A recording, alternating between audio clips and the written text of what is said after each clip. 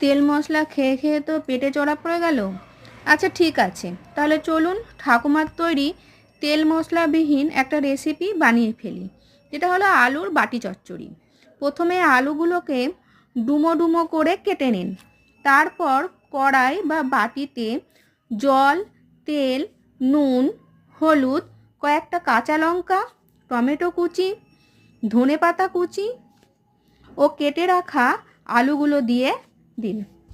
তারপর আলুগুলো সেদ্ধ হয়ে গেলে কয়েকটা আলু খুন্তির সাহায্যে চেপে চেপে ভেঙে দিন।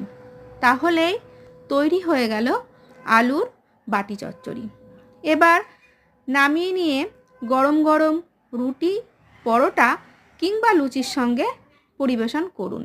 আহা, কি স্বাদ!